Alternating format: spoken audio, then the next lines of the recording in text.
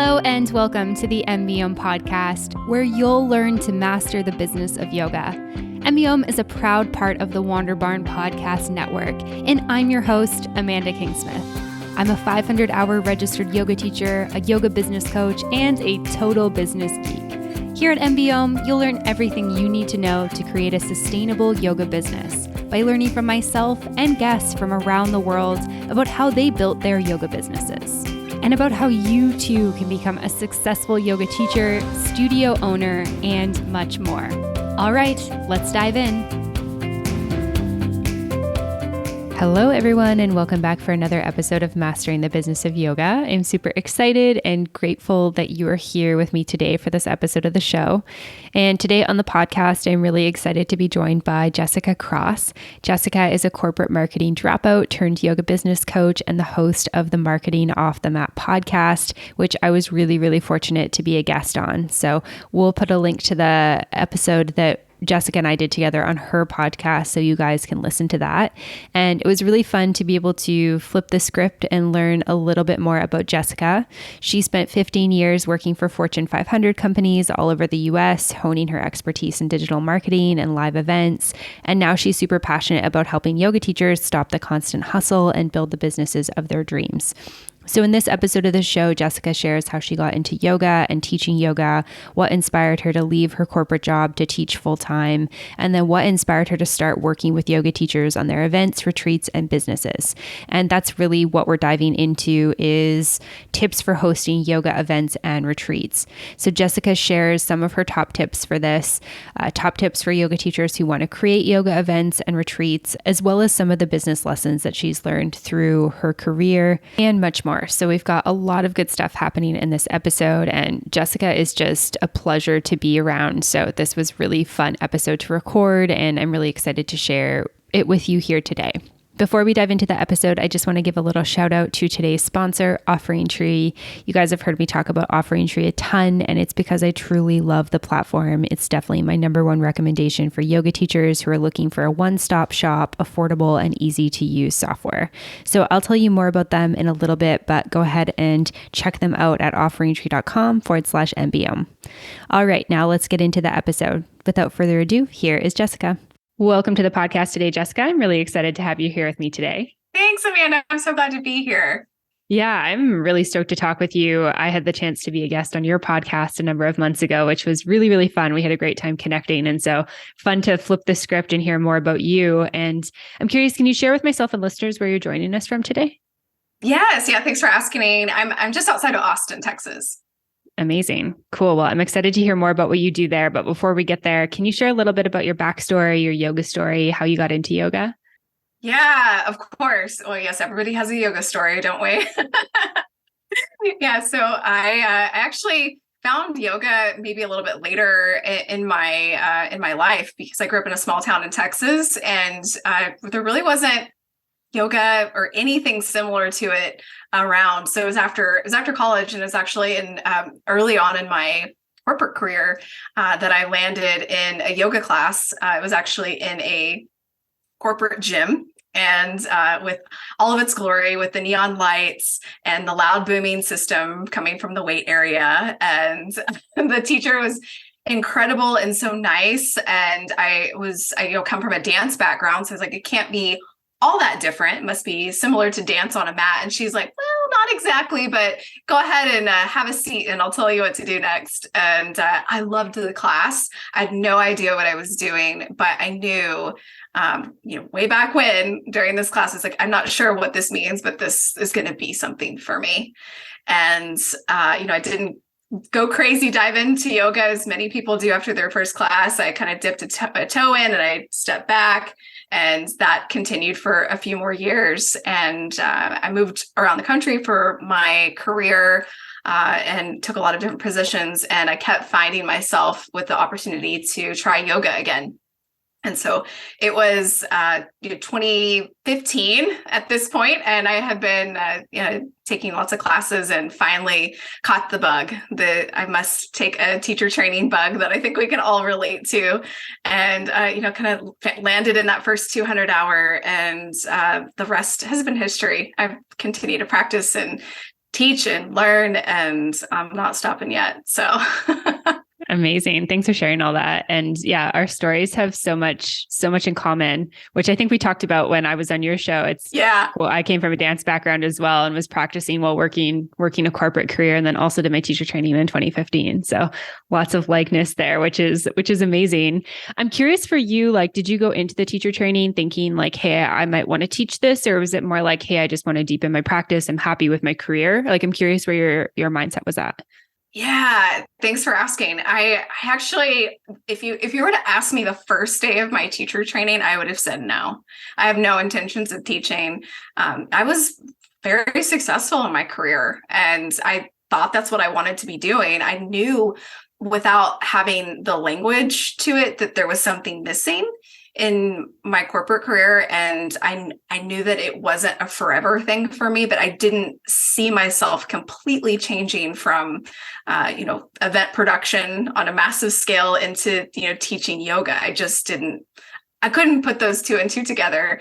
And I think it was maybe halfway through when we were, actually starting to teach. And I was finding myself, feeling very challenged in speaking roles. Just funny because I'm on a podcast with you right now, and we stand at the front of the room, just kind of exercising my ability to speak. And I was like, wow, this is even more than I expected. Like, I find that whole ability to stand at the front of the room and the way it challenged me in a different way than kind of being behind the screen and working numbers and putting together production schedules and things like that. It was such an interesting way to use my brain, and I got excited by that. It's like, well, maybe I could do this. I love that. Yeah, Yeah. that's awesome. And so talk me through like what that looked like. Like you finish, you graduate, you're like, okay, I'm a certified yoga teacher now. Do you start teaching right away? How did that kind of look for you? Yes, I did. I have a bit of a type A personality. I want to win at everything. And I think what really drove me the most, aside from my natural like type A tendencies, is I was afraid to lose what I had learned. And I know that if I don't immediately apply things, like put myself out there, I can sit on my heels and time passes. And I was afraid of that happening because I was feeling shifts within myself and I wanted to chase that. And I knew, I'm sure as everybody who's listening, I had that same inclination. I was like, if this is making such massive shifts in my life, like everybody should have this. And I want to be a part of the sharing. I want people to have access to yoga, and I need to be a part of it. So yeah, I drove right in. I ended up going up to a bunch of different studios, taking class, just kind of experimenting with the different communities to see if I fit in, if it felt like a fit for me. And I landed in a really small, sweet studio and took a class, and I asked if they had any sub openings, if they're interested in bringing somebody on, and got an audition and a class. So I'm so glad I did. That was probably within 2 to 3 months after I graduated my teacher training. Oh, amazing. Yeah, I love the just like going out and meeting people in the community, asking if you can have the opportunity, doing the demo, and then getting to teach that class. And so at what point did you decide to like let go of your like corporate event career? And I know that you've brought events into your teaching, which we're definitely going to dive into that quite a bit, but I'm curious like what that transition was like for you, going from like, hey, I work full time, I'm teaching, to like, I'm letting this career go. Ooh, that's such a great question. And it is, I'll try to do my best at summing it up because it was a long process. I think in our Instagram world, we have perhaps maybe a misconception that that's easy to do and it happens quickly for everybody, and it's going to happen quickly for me too. And it actually didn't.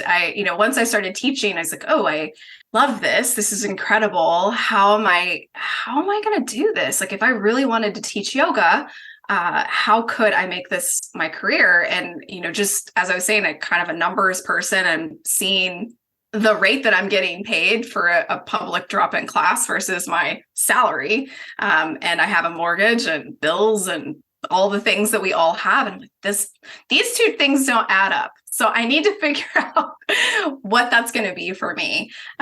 Is it, am I taking on a full teaching load? Am I going to open a studio? Am I going to explore events and retreats? Will it be a combination of the two? And it took me some time to actually figure that out. And I tried several things. Actually, tried all of those things that I just mentioned.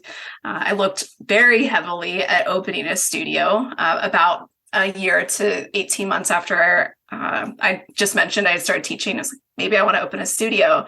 And I went very hard down that path and did a lot of number crunching. And I looked at purchasing a franchise. I looked at purchasing an existing business. I branded a yoga studio, and I had commercial real estate looking for spaces for me, and things were just not working out.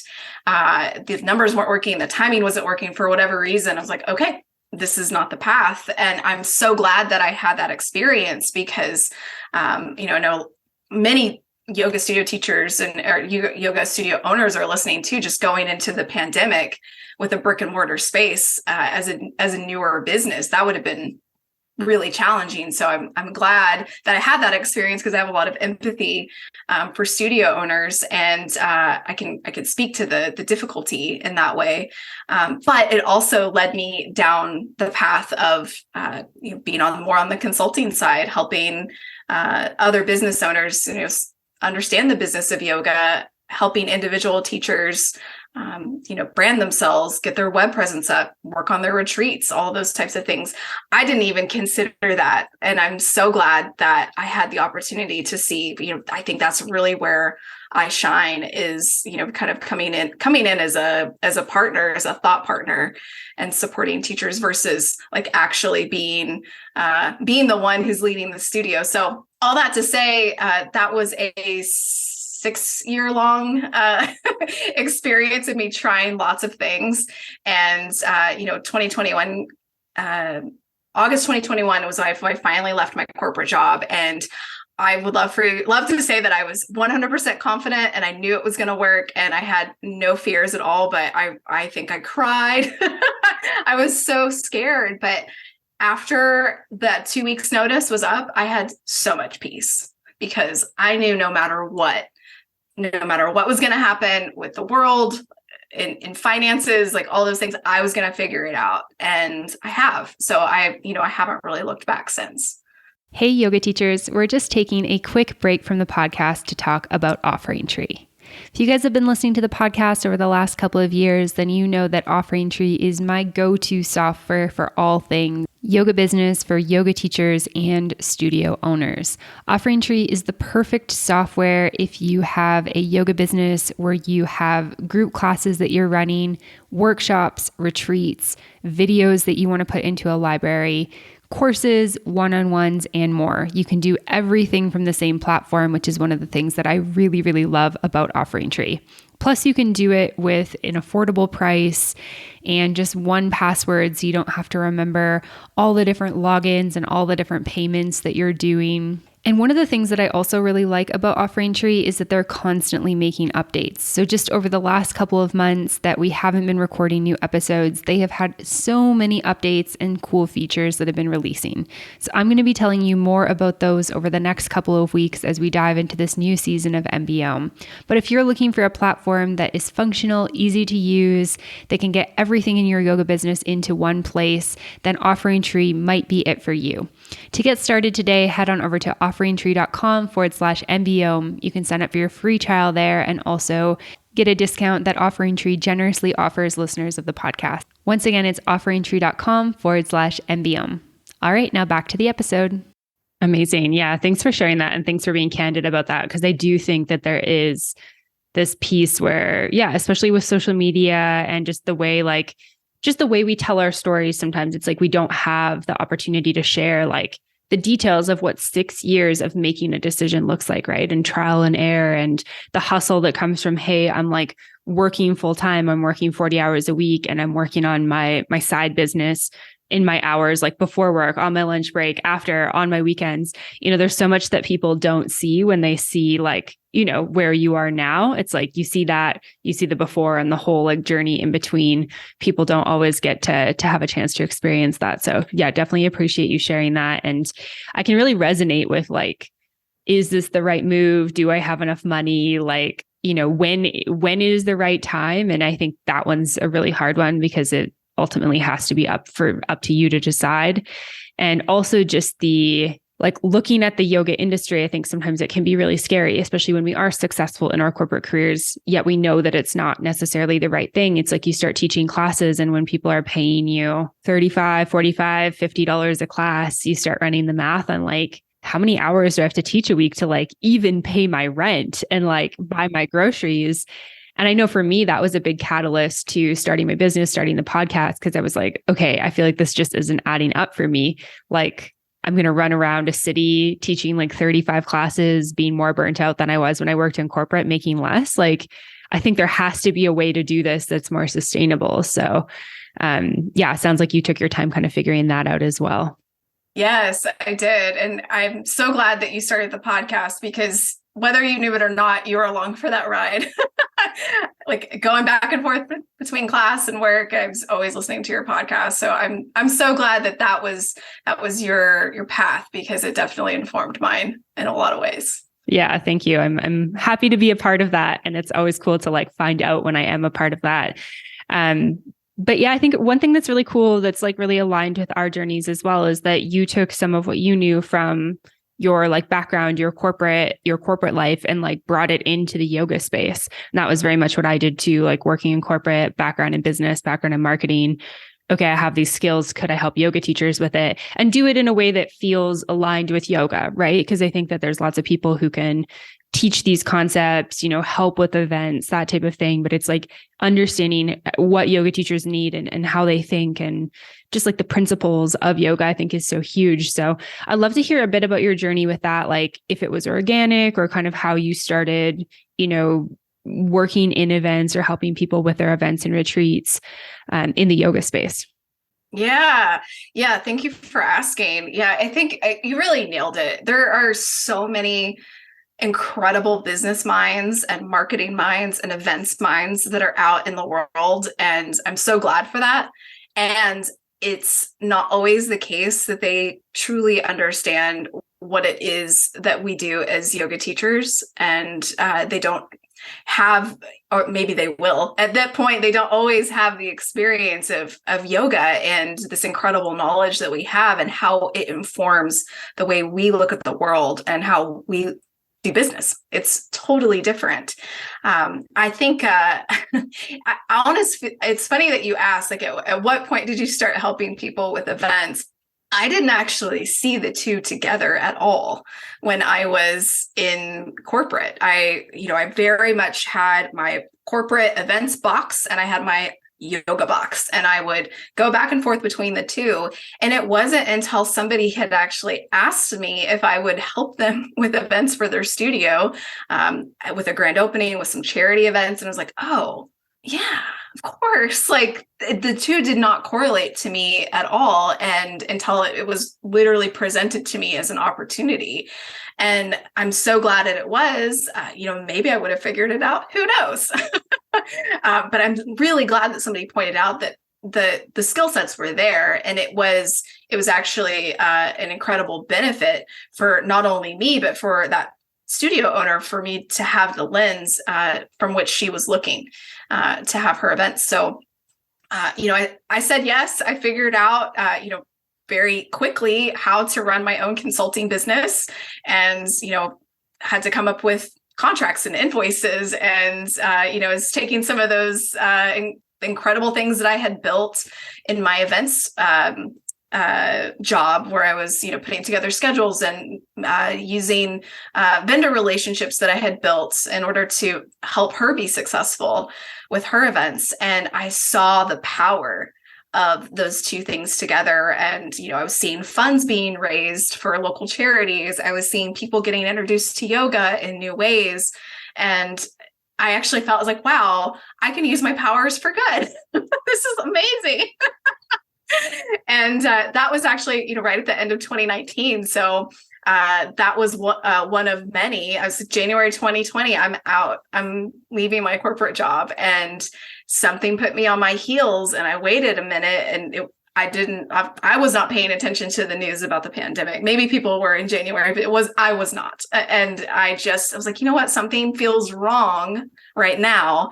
And then March 2020, 3 years ago, hit. So I'm glad that I waited, but I had that little instance and the opportunity to help somebody who's literally asking me for what exactly I should be doing. Yeah, no, that's amazing. I mean, sometimes other people see our gifts more than we see them because it's like the things we know are the things we know, right? It's like you can't unknow what you know. And you don't always know that like that's your zone of genius. Or sometimes you don't realize when you've been doing something for so long that like, oh, some people don't know these things. And so I'm sure for that studio owner, it was like, oh, you've experienced in events, like help me, please. And you're like, yes. Wait, what? Yeah. Like, doesn't everybody know how to do this? Yeah, exactly. That's really wonderful. And also great like intuition about, just taking a pause before stepping away from things with the pandemic. I've heard all sorts of stories. I've heard very much the opposite, where people were like, I opened a yoga studio in January 2020 and shut it down in March 2020. So yeah, you must have had some sort of like intuition or like energetic connection to the greater good where it was like, something's coming. Whatever it was, I'm so grateful. And I just 100% applaud the people that listen to their own. And was it, to open and close immediately or to somehow persevere, and they've come out the other side. Like it's all been as you said, I've heard so many of these stories. It's all been so interesting. And I'm just glad that I had that lens, whatever it was, to kind of sit back on my heels, because it wasn't the exact right time to be jumping into events. So yeah, it wasn't the right time for you. And that worked out really well, which is great. Yeah, thanks for sharing all of that. I'd love to dive into a little bit of the like nitty gritty with events, because I think that for a lot of yoga teachers, they love the idea of maybe running, workshops or day-long retreats, weekend retreats, maybe something more international. Like I think there's something really, I don't know what the word is. Like I think that there's a lot of yoga teachers who, when they get their training, they imagine themselves going to Costa Rica and taking a group of, yogis with them and teaching them and eating fresh fruit and hanging out with monkeys, et cetera, which yes, a beautiful dream. I encourage that. But at the same time, I think we need support to be able to do that successfully, because that type of stuff can be great, but it can also be very, very hard. So for somebody who might be interested in running events, running retreats, where do you start? Such a good question. And of course, everyone would potentially have a different answer, but I would say, if you're just getting started in teaching, I would start small. I would start with, potentially hosting your own workshop, or if you teach in a studio environment, pitching a workshop idea to the studio, tell them exactly, what you have in mind, even putting together a, one sheet, super easy Google Doc of a few bullet points can go a long way in kind of communicating your vision, and, sell the fact that you're also going to help market this. So, I love what you said about, thinking about going on a retreat to Costa Rica and hanging with monkeys, eating fresh fruit with a bunch of yogis that you brought with you. And I mean, I think that's like the ultimate dream. And I think it's amazing to begin with the end in mind, but you also want to think about all the things that have to happen before then. And that comes down to this, this workshop that I'm talking about. We want to, be able to market ourselves. We want to have the channels in which to do so. And when I said market, if everybody was like, oh, marketing, like, oh my gosh, it's so tiring to think about, right?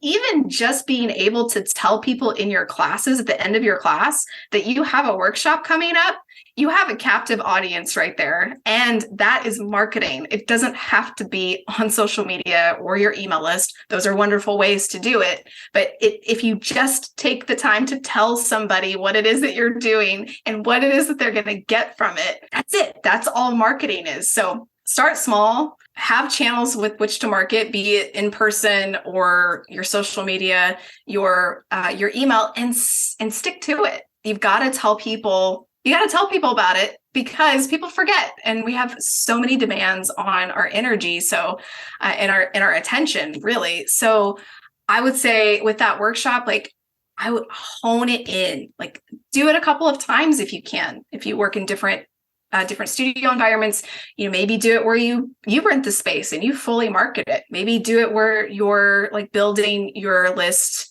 online if you have the ability to bring it online. But work on something small and building your audience, because you're going to build trust with them. So when you are ready to go on retreat, you're able to have a group to talk to, have a group that you've built trust with, and say, hey, we're going, let's go. And they're like, I am in. Like, where do I sign up? Mm-hmm. Yeah, I love that. I think that's a really good piece of advice because I love like shooting for the stars, right, with your dreams. But I think there's also the practicality with it. And, it's a lot if you don't have a dedicated audience. You're going to have to market super, super hard to get people to spend a bigger amount of money. And so I love the idea of, starting small. I'm curious with like workshops and I guess even like kind of bigger events, what type of ideas do you think kind of work well, or where can people kind of like start with finding idea? Like if somebody's like, okay, I love the idea of starting with maybe a 2-hour workshop at my local studio. I've got students, they can do it, $50, something like that. It's a lower investment if people don't come, not losing a ton of money, but how can people come up with like the idea or the focus for that type of event? Oh, that's such a great question. I think it's almost overwhelming because there are so many choices, and Yeah. it can be tough, right? You're like, well, there are so many choices. I don't know how to pick. But I would look for cues. Like, look at the classes that you enjoy teaching. What do you enjoy about them? Is it the style of class? Is it that you enjoy helping people approach, a little bit more complicated poses, and you have the languaging and the skills to help anybody approach grasshopper pose, for example? Like, maybe you're interested in doing that kind of workshop, or maybe you really enjoy more on the theming side. So if you love to dive into the philosophy, like what if you would be able to break down a philosophical concept from a yoga text in a really easy to understand way, and relate that to a yoga practice? I think it can be as detailed as you want, and it can also be really simple too. I think sometimes once we're like doing this exercise, we almost go too far, and we want to make sure we make things simple, approachable. I think catchy is a good way too. Just something that is easy for you to say, something that you enjoy doing, and something that you can clearly communicate what it is that your student is going to receive from that workshop. It's just going to be so much easier for you to market and so much easier for them to understand and book if you approach it from that lens. Yeah, I love that. I think that's great. And so I'm curious, we have the idea, we've got, a date that works for us. We've set maybe some sort of price. We're going to do it at our local studio. What are kind of like the next steps for actually executing like a great event? Yeah. So if you've already taken, I love this question, by the way. If you've already written out your little proposal that you give to the studio, it's great because you already have some of the work done for you to write your event description. I love taking some time to write a short, easily understood event description, because it also helps me get really clear on what it is that I'm teaching. Because I'll go back and look at that after I've been marketing it for 6 or 7 weeks. I'll say, oh, wait, I remember the name is Happy Hips, but what did I say I was actually teaching? Like, it helps me also be current with what the actual offering is. But take the time to write a very easily understood, succinct, simple description. Tell people this is the Happy Hips workshop. I'll see you on Saturday. You can be there from 2 to 4. Bring your cozies. Make sure to bring socks and blankets because we're going to be hanging out in longer held poses. Tell them it's themed for spring. You could add like just little additional layers to help people really understand what that experience is going to be like, and have somebody read it. I would say, is it your partner or is it a friend? Just have somebody read over this and say, does this tell you exactly what this workshop is going to be like? And if not, don't be afraid to receive constructive feedback, because they might be coming at it cold, just like your audience could be coming at it cold. And you might actually hear something from their feedback that can help inform you in making a really good event description. Yeah, I think that's Yeah, I think that that's hugely important. I feel like sometimes when we're so in something, like when we're creating something and we just understand it so clearly, we write it from the perspective of already knowing. And I think it's so great to have, yeah, a partner, a friend, fellow yoga teacher, accountability buddy, coach, whatever it is, somebody, another set of eyes on it who can just, let you know how it reads, let you know what they think, let you know if they have any questions. Cause it's like, if that person has those thoughts, probably somebody else from the public who you don't know is going to have those thoughts. And the way we make decisions is so quick, right? It's like you look at something and you're like, not for me, right? You just make that in an unconscious way. And it's like, is there something that you could have shifted or changed that had that person be like, stop and pause a little bit more? Yes. I love what you said. Just taking a couple of minutes to get clear on your thoughts and then being able to actually share them in a way, especially in written form, I think is really an interesting exercise for one. And then getting feedback from somebody who's, going at it cold potentially and can look from a lens of a student so they can make the best decision, and that's to sign up for your workshop because it's going to be amazing. Mm-hmm. Yeah, for sure. For sure. I love that. Any other steps that you wanted to touch on with creating an amazing event there? Yes. So, from the description, let's say if you're working with a studio, make it as easy as possible for the studio for them to share your events. So whatever it is that they need, if you create the graphics, you create the Instagram post or, whatever they require, first of all, you may ask what they require so that you actually provide them with what they need, and then give it to them in a really easy package. Attach everything in an email, make sure that you've covered all your bases. And then, from there, once it's up, it's on you to market. So figure out what's going to be the thing that you're going to be the most consistent at. Is it Instagram? Is it making a flyer and putting it at the local coffee shop that's down from the studio? Like wherever you feel most comfortable marketing, market it. You just have to tell people about it. And stick with it. I think sometimes even us as marketers, I'm sure you can relate to this too. When we tell people things, often we kind of get to a point where like, I'm sure people are sick of hearing this. Like they don't want to hear another thing about my Happy Hips workshop, I'm sure. But you might actually catch somebody who hasn't seen it the first time, or you might get somebody who's like, Amanda, are you doing a workshop soon? And you've literally said it 20 times. Yeah. And they just caught it that 20th time. So don't be afraid. Don't be afraid to repeat yourself as many times as you need. Yeah, I think that that's a really important reminder because I think that sometimes we don't want to be like repetitive or redundant, or we're like, oh, I shared it on social media twice. Like, why is nobody showing up? And it's like, well, who actually saw it? How many people did see it? And I think the people I know who are the most successful with selling out events, especially marketing on social media, are the ones who are like every 2-3 days leading up to the event. It's like, and a couple weeks in advance, they're on social media talking about it again. And if you watch like all their stories and see all their posts, then it might be repetitive to you. But I think that, yeah, for most of us, it's like, you're just catching something, or we're seeing so many different things, right? You said this before, like there's a lot of inputs, a lot of demand on our attention. It might just take a number of inputs before somebody's like, oh, Amanda's doing a Happy Hip workshop. Like I'm interested in that. Yeah. And then even further, you might be, I don't do this. I'm just kidding. You might be sitting at a light looking at your phone and you see that story and you're like, oh yeah, I really want to go to Amanda's workshop. Oh, the light's green. And then you go on to the next thing and the next thing and the next thing. So when I see your story tomorrow, it's like, oh yeah, I am going to sign up. And I finally click the link. Like you never know where we're meeting people. And you might be meeting them at in the line, the car pickup line for school, or they might be at home and able to sign up right then. You just never know. Mm-hmm. Yeah, absolutely. Yes. That's definitely happened to me before. Although I do try not to check my phone while I'm at lights driving. I hope nobody's listening to me that could get me in trouble for that. All good.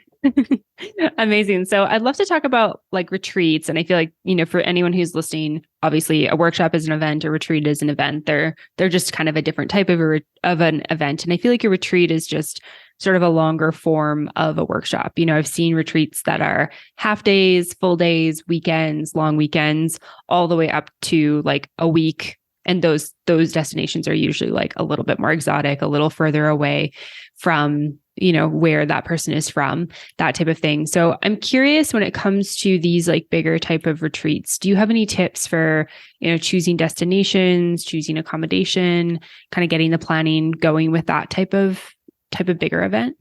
Yeah, I love this. I love this question too. And I'm gonna have to repeat myself a little bit because just the way that I'm very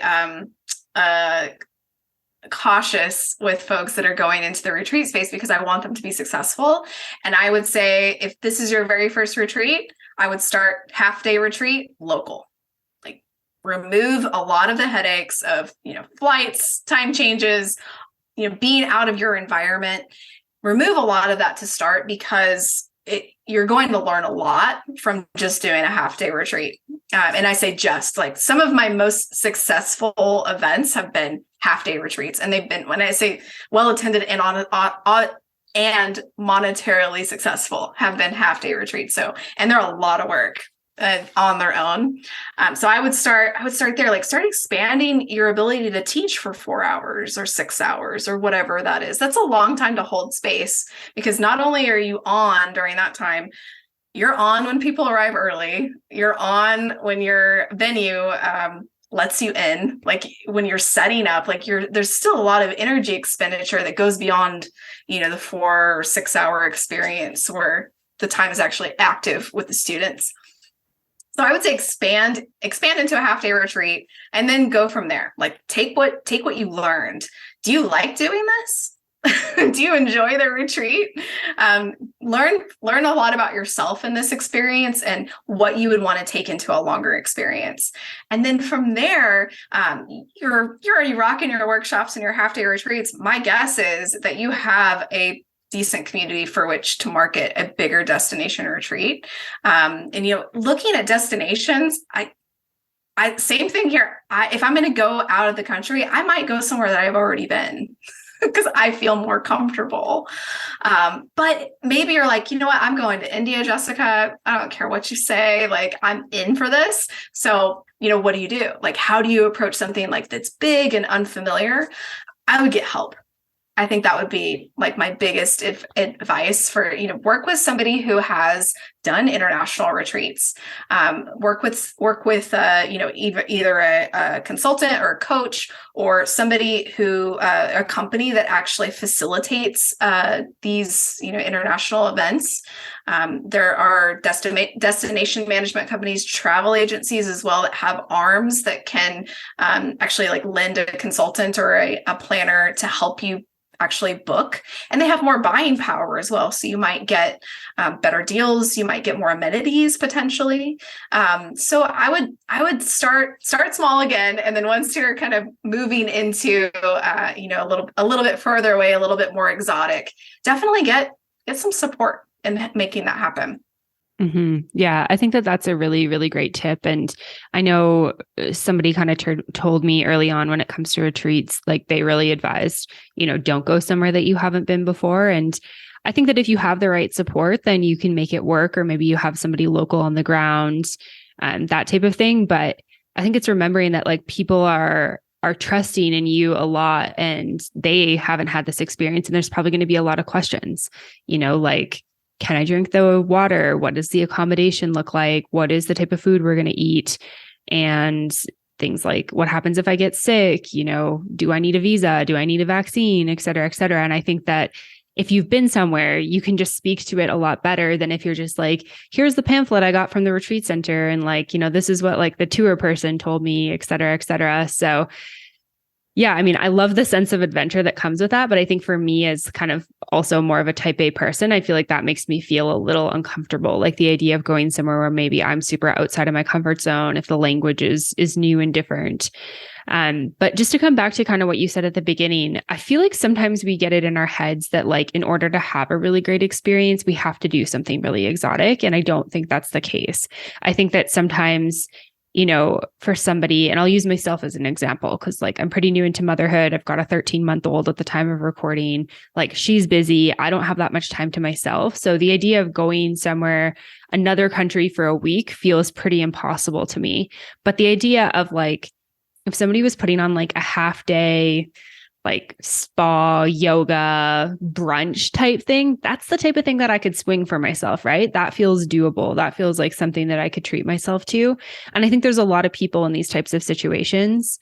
And then I know somebody else one time was like, well, I live like close to the mountains. It's only a couple hours. People can drive. Like we can rent like a sweet chalet or like an awesome cabin, get catering in there, perfect spaces for yoga. And I was like, yeah, like that's awesome. Like that's an awesome getaway, right? That doesn't require, a passport and a bunch of planning and a lot of uncertainty and whatnot. Like some people don't want to do the exotic thing. And I think we don't want to discount how these other experiences can be really impactful and beneficial to our students. Yeah, I love that. That's so true. And I think you nailed it. We often forget the amount of potential stress that's on the beginning and maybe in the middle and then also in the end on something that's very exotic, because we're plucking ourselves and our students from everyday life, which is nice and, as you said, impossible in some ways. Like it doesn't feel approachable, and we may be completely negating the folks that that are mothers, fathers, have incredibly stressful full-time jobs with very little time off. You just have lots of demands on our time. So why not make it a little bit easier on everybody and rent the sweet chalet that's 2 hours away? Like that sounds incredible. And that's might just be exotic enough to have that experience that you're wanting without all the extra stress on your part and your students. Yeah, absolutely.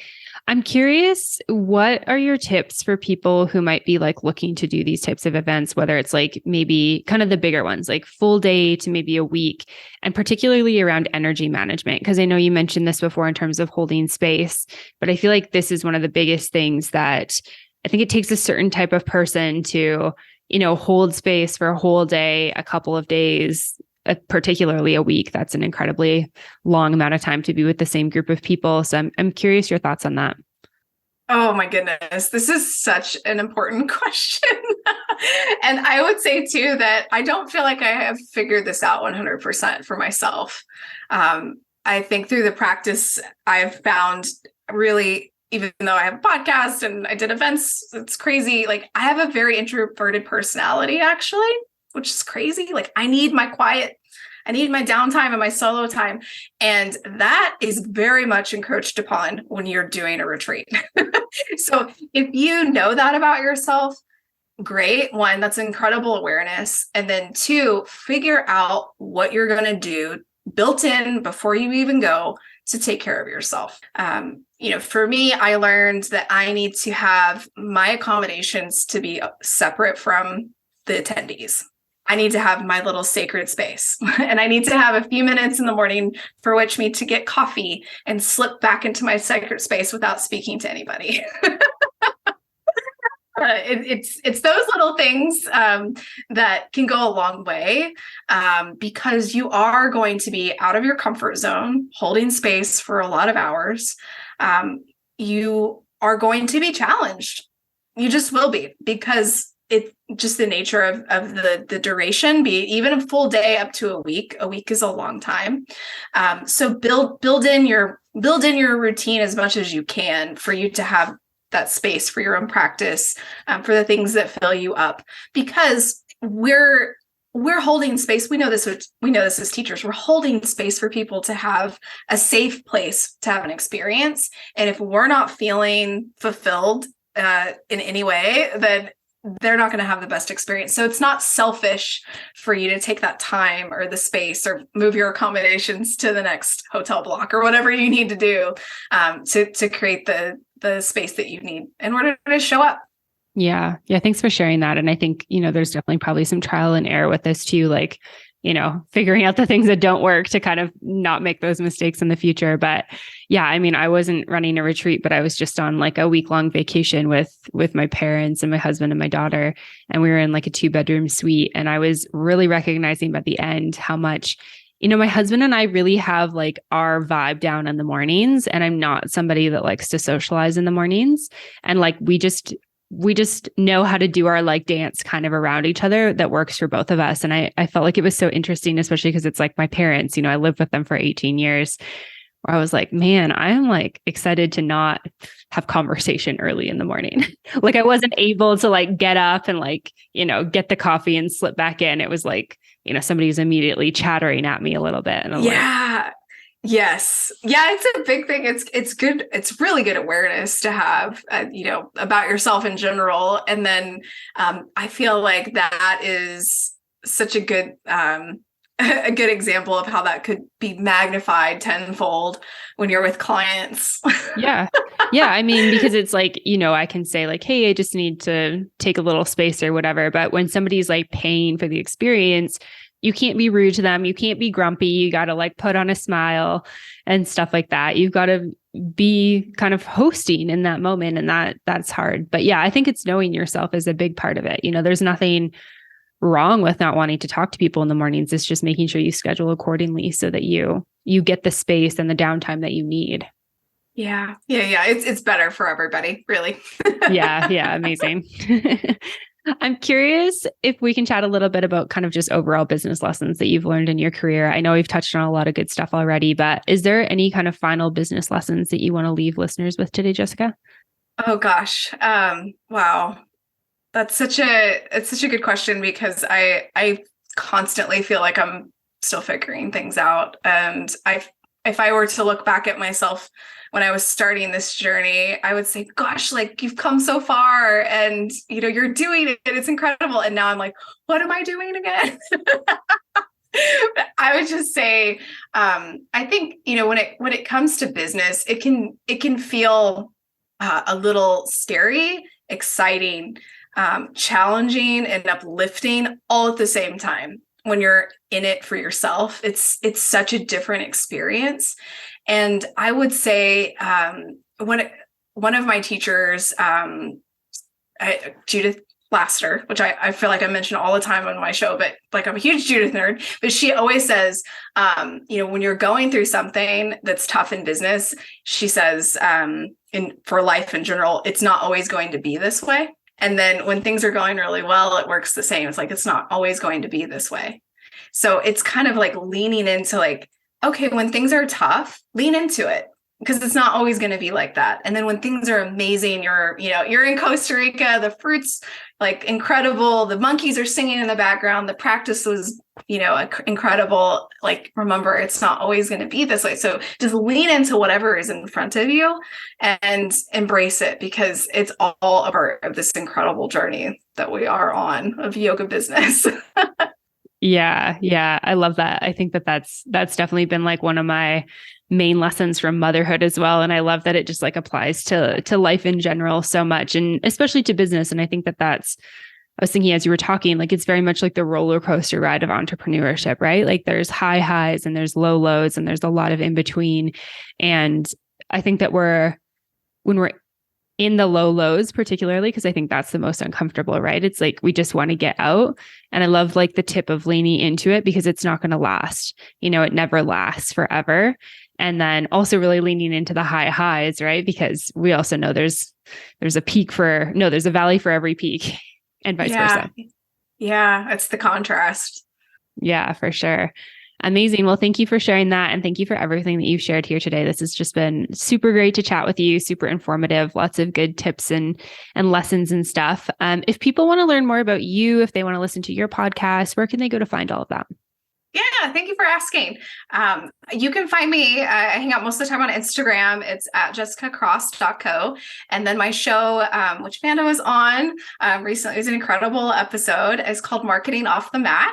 And I have over 100 episodes of content that's just action-packed, tips from me, especially on events and retreats, and all kinds of lovely business advice too. And I have some incredible guests as well. So that's all 100% free and available on Apple Podcasts or Spotify. And you can always get on my email list. My website is jessicacross.co. And I would love to stay connected with everybody who's listening. So thank you. Amazing. Thank you so much for your time today and for sharing all this good stuff. We'll make sure there's links for all your stuff in the show notes. Thank you so much, Amanda. All right. I hope that you enjoyed that episode of the podcast with Jessica Cross. Make sure you go check her out. Make sure you check out her podcast and everything that she's got going on with her business. A big thank you to Offering Tree for sponsoring this episode. Make sure you go check them out. Give them some love. offeringtree.com/MBOM if you want to get a free trial or get a little discount when you sign up. And then a big thank you to you. Thank you for listening to this episode of the show. Thank you for being here supporting the podcast. Thank you for sharing with friends and family and spreading the word about the show. I truly couldn't do it without. All right, that's all from me. I hope that everyone has a great week, and I will see you next week. Bye for now. Thank you so much for tuning in for this episode of the podcast. To find links, notes, resources, and everything mentioned in today and all episodes of the show, you can head on over to mbomyoga.com. You can find the podcast and myself on Facebook and social media at Mastering the Business of Yoga. And I would love for you to join the private Facebook community, Yoga Business Badasses. If you have any questions, comments, or feedback, please make sure you reach out to me at info@mbomyoga.com. And last of all, if you enjoyed this episode of the show, please make sure you hit subscribe and leave a review for the podcast. It would mean the world. Thanks so much for listening, and I'll see you next week. Namaste.